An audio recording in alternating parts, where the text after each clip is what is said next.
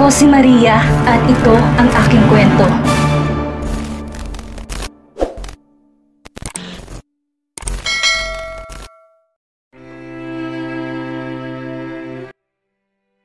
Maagang nag-asikaso si Ira ng sarili dahil sinabi ni Dark, bibisita sila sa ama nito at ipapasyal nila dahil pumayag na ang doktor nito na makalabas ito.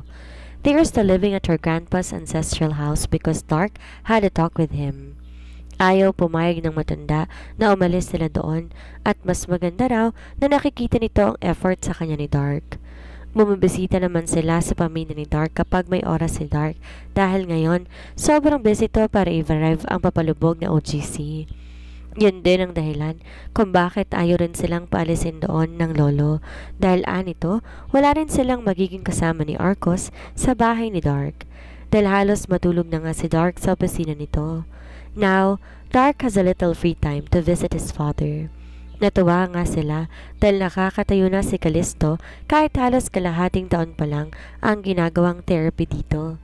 That made Dark ecstatic that he filed for a one-day leave. Buhat si Arcos, lumapit siya sa kotse, nilagay sa car seat si Arcos. Wala pa ring driver si Dark dahil sa nakalipas daw na 3 taon na sana itong kumilos mag-isa. Ang mga tauhan pala ni Dark dati sa Oxford family pa rin nagtatrabaho. Si Secretary C ang namamahala sa ibang business na hindi maasikaso ni Dark at kasalukuyan tong nasa ibang bansa, kaya walang balita dito si Dark. Si Butler James nasa probinsya para mag-manage din ng asyenda ni Dark na pag-aari doon. Sa pag-iisip ni Ira, hindi niya namalayan, nasa ospital na sila kung saan naroroon ang tatay ni Dark. Ito ang unang beses nila na dadalhin si Arcos sa tanging sa pictures lamang sa cellphone nakikita ni Callisto ang apo. Pagbaba pa lang nila mula sa sasakyan, natanaw na ni Ira na nasa harap ng ospital naghihintay ang ama ni Dark. Katabi nito ang nurse at ang isang doktor. Hindi si Dr. Mendez ang kasama dahil alam ni Ira na busy ang lalaking yon. Ira walked towards his father-in-law while carrying Arcos. Nang lumapit ang mata ni Callisto sa apo, puminta ang ngiti sa may kaputlaan pa rin ang mukha niya. Ito na ba ang apo ko? Hello, Arcos? Hi, Yoyo! Arcos smiled sweetly at the older man. Lalong lumawak ang ngiti ni Callisto doon. Papa, you ready to go? Sinulya pa ni Callisto si Dark at kahit may kaunting pag-aalinlangan sa mukha nito, tumango ang lalaki at naging hudyat yon para itulak ng nurse ang wheelchair kung saan tululan patungo sa sasakyan na pinanggalingan nila Ira. Malaki ang sasakyan, kasya silang lahat. Nang huminto ang wheelchair sa harap, si Dark nang umalalay sa ama para maiupo ito ng maayos sa loob. Sumunod din ang nurse at doktor na kasama at si Arcos, binalik ni Ira sa car seat kung saan katabi ni Callisto ang pwesto. When Arcos sat at his car seat, he curiously looked at Callisto. Hinaplos din naman ni Callisto ang matambok na pisngi ni Arcos. You look like Dark, baby. Look, Dada? Tanong ni Arcos. Nung tumango si Callisto, humagikik si Arcos na parang naiintindihan nito ang sinabi ng lolo. Napangiti si Ira habang pinagmamastan sila dahil napansin niyang kahit papano napapasaya ni Arcos ang lolo. Ngayon niya lang napagmastan sa mga mata ng ama ni Dark, may sumilip doon na kalungkutan. Hindi niya na kailangan itanong kung bakit ganoon ang nararamdaman nito dahil may paliwanag na siya na nabuo sa utak. Nagising na lang si Callisto na lumipas ng maraming taon at yung pamilya na meron ito nagbago na. His wife died from the accident and he went into a comatose state. Nang magising daw to, unang hinanap nito ang asawa, ngunit nalaman din ito ang mapait na katotohanan na wala ng asawa at malaki na ang dating 5 taon nitong anak. Kahit sino naman malamang ganun din ang nararamdaman. Maybe Arcos could alleviate some of his sadness, that's why Ira didn't get in the way they are bonding. Uminto ang sasakyan sa isang 5-star hotel and restaurant dahil naroon din ang pamilya ni Dark.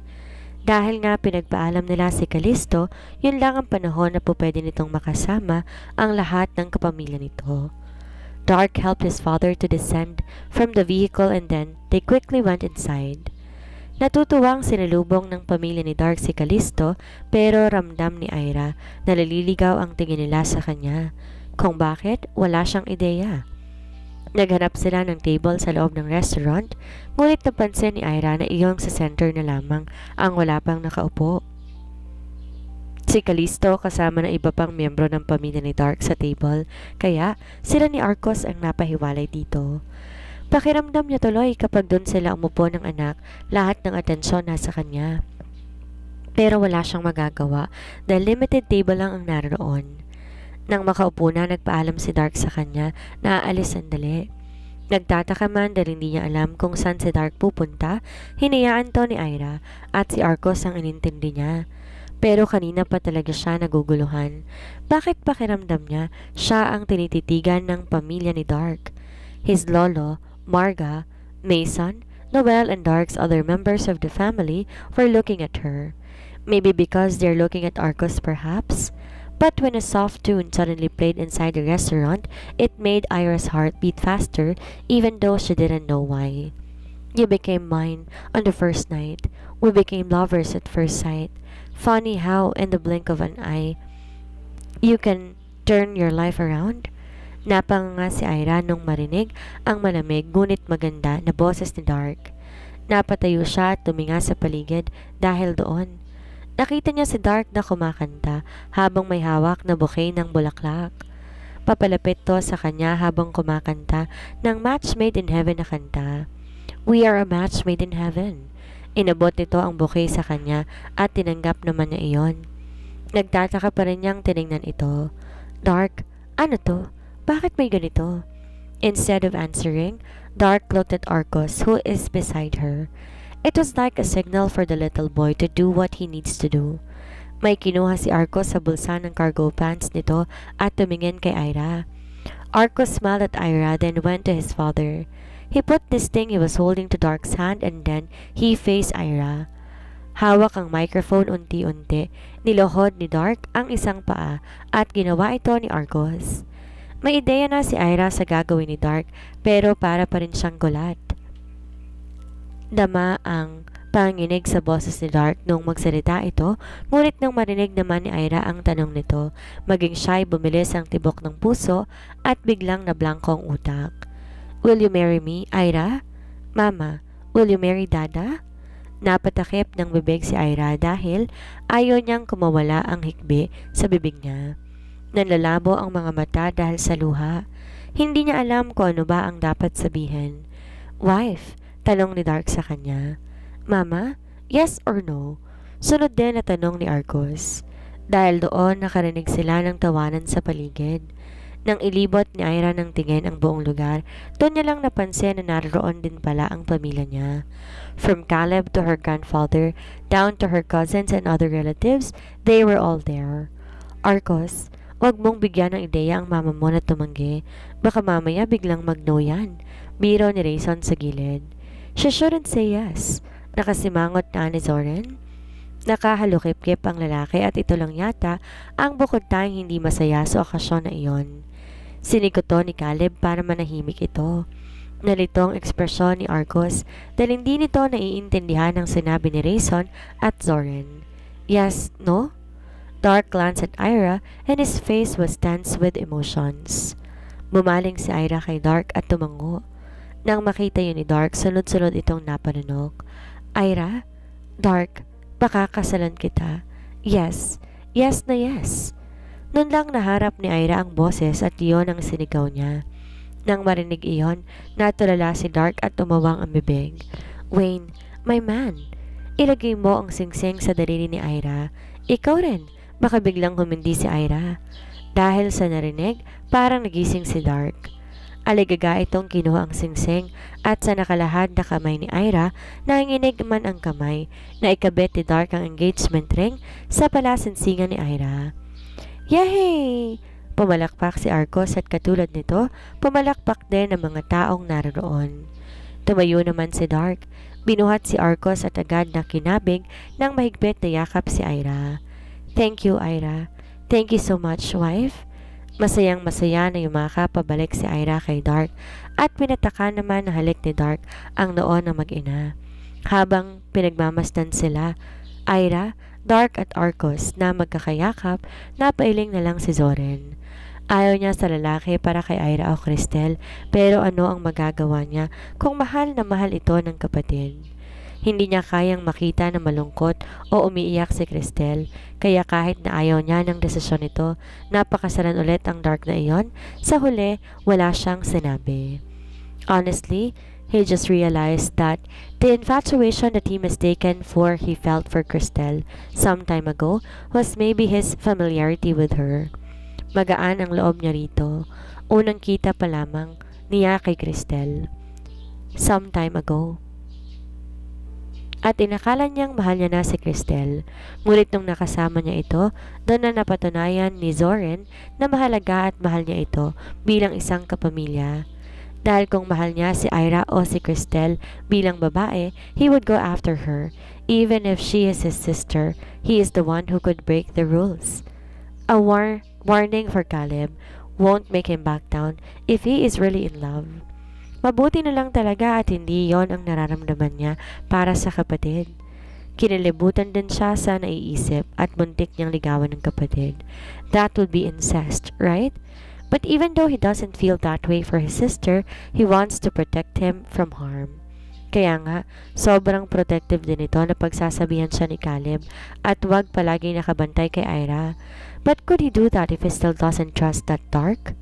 Sa huli, bumuntong hininga si Zoren at habang nagkakasayahan sina Ira at Dark, tahimik silang umalis ng lugar na iyon.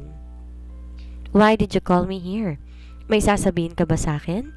Naiinis na dumating si Zoren sa lugar kung saan siya tinawagan ni Layla na pumunta. Hindi niya alam kung anong importanteng bagay ang sasabihin nito, ngunit pumunta pa rin siya para pahinto-hinto sa pagkakaroon ng pag-asa na magugustuhan niya ito. He didn't like girls who's arrogant and seems to treat themselves like they're above the others just because they were born in a wealthy family. Gusto niya na wag na itong umasa na pakakasalan niya ito dahil kahit kailanman mangyayari iyon. Hello, Zoren. Thank you for meeting me here.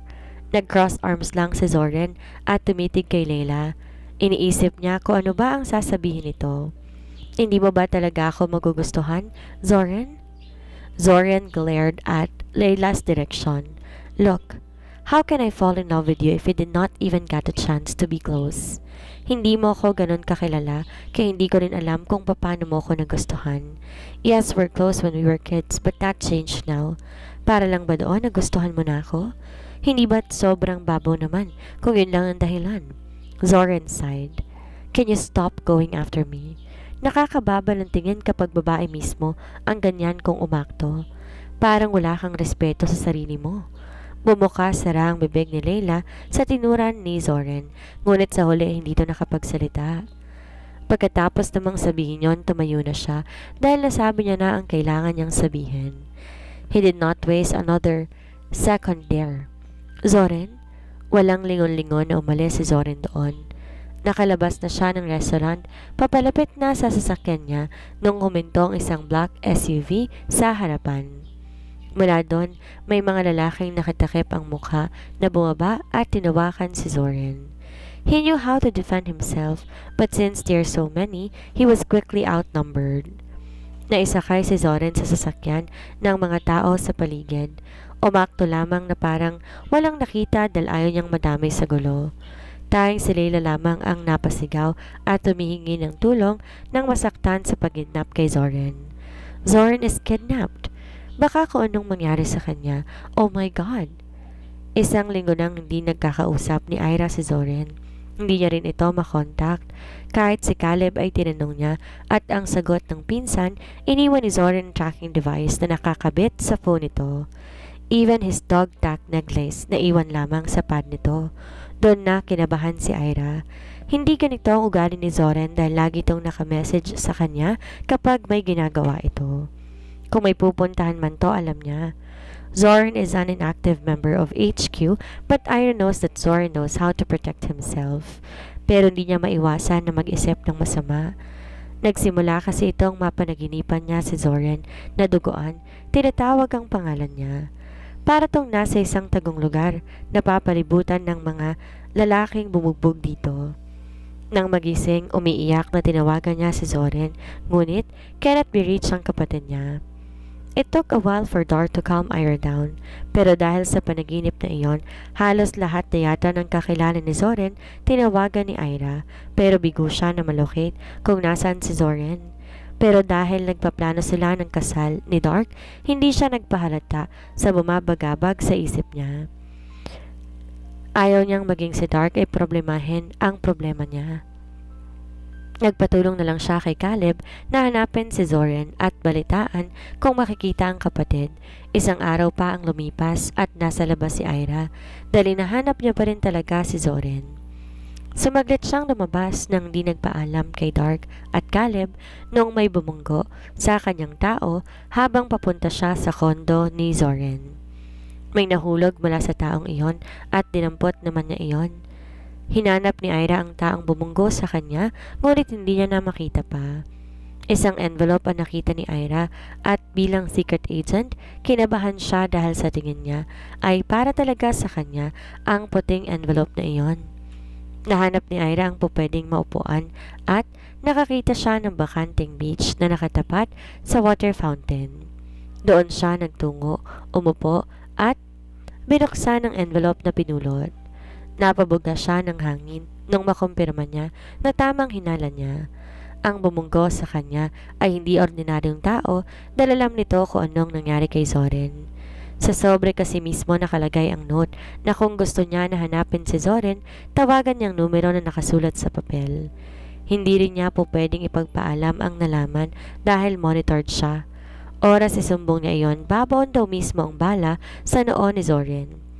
Lalong tumindi ang kaba ni Ira nung makita ang litrato na kasama ng note. Larawan yun ni Zoren na bugbog sarado. Putok ang kilay at labi nito habang puno ng pasa ang buong mukha ng lalaki at may bahid pa ng tuyong dugo sa katawan. Agad na paiyak si Ira sa nakita. Halos malamukos niya ang litratong hawak. Even if she wants to tell Caleb about this, Ira hesitated. Paano kung may nakabantay nga talaga sa mga ginagawa niya at kung ipilit niya, baka patayin nila si Zoren. Nakapag-desisyon na si Ira. Pupunta siyang mag-isa. She will try to save Zoren and even if she knows she's walking into someone's trap, hindi siya po pwedeng baliwalain ng kapatid. Hindi niya maatim kung may masamang mangyayari kay Zoren. Nagsabi si Ira kay Dark na may pupuntahan siya kasama si Carla. Dahil akala ni Dark kasama niya talaga si Carla, hindi ito nagtataka, lalo't alam nito na best friend niya si Carla. Papadilim ang langit habang si Ira naman dala ang sarili at ang mga inihandang gamit para protektahan ang sarili. Tinungo niyang lugar na sinasabi ng number na tinawagan niya. She also tried to track the person behind the call but to no avail. Sa Nueva Ecija dinala si Ira ng address na natanggap at nang malocate ang lugar, isang abandonadong ospital ang bumungad sa paningin. Bumaba si Ira sa motor na sinasakyan. Tinulak niya ang kinakalawang na gate ng ospital. Hindi siya sigurado kung tama ba ang napuntahan niya na lugar. Ngunit ito ang tinuturo ng Google Map. Hindi siya sigurado kung tama ba ang napuntahan niyang lugar, ngunit hindi ito ang tinuturo ng Google Map. Naglakad siya papasok ng ospital. Malaki at malawak, ngunit madilim na hallway ang sumalubong sa kanya. May bukas na ilaw ngunit di gaanong nakatulong yon para makita ang buong paligid. May napansin si Ira na taong nakaupo sa silya na nasa gitna ng walang kalaman-laman na hallway. Ngunit nung tumayo ito at naglakad papalapit sa direksyon niya na nagsinaga ng ilang ilaw, nakilala ni Ira na si Hailey iyon. Umubang ang bibig niya dahil doon. Long time no see, Ira. That is your name, right? Nang makita si Hailey ay doon ni Ira na pagtanto na inulit na naman ni Hailey Alexia ang ginawa nito dati sa kanya. Ang kaibahan lang ni Zoren, si Zoren dinamay nito at ngayon hindi siya sigurado sa lagay ng kapatid niya. Anong ginawa mo kay Zoren? Nasaan siya? Tumaas ang kilay naman ni Hailey Alexia at pinag-cruise ang dalawang kamay. Wow, you're impatient ha? Is Zoren really that important to you? Kung ganun, bakit nakadikit ka pa rin kay Wayne? Kung lalaki mo naman pala si Zoren, you are just cheating. On Wayne? I should have known. Nagtaka naman si Ira sa sinabi nito. Ha? Anong sinasabi mo? Pinaparatangan siya nitong niloloko si Dark. Then she remembered that no one except from her maternal family knew that Zoran is her brother. Pinagbawalan din si Zoran ay pagsabi ang katauhan niya dahil sa kahilingan niya kaya siguro akala ng babaeng to may relasyon sila ni Zoran.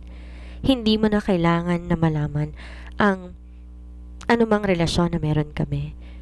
Nasaan si Zoran? Nagsalita si Hailey. Bring him here. Mula sa dilim, may mga lalaking nagsilabasan, hatak-hatak si Zoran halos hindi na nga makilala pa ni Ira. Wala itong malay at kinakaladkad ng mga lalaki ang kapatid niya na parang basahan. Tinangka niyang lumapit ngunit may lalaking humarang sa kanya kaya agad na umamba ng suntok at sipa si Ira na nakipagpalitan ng mga lalaki ng kamao kay Ira. Let her. Baka ito na rin ang huling pagsasama nila dahil hindi ko hahayaan na makalabas pa ng buhay ang babaeng yan dito.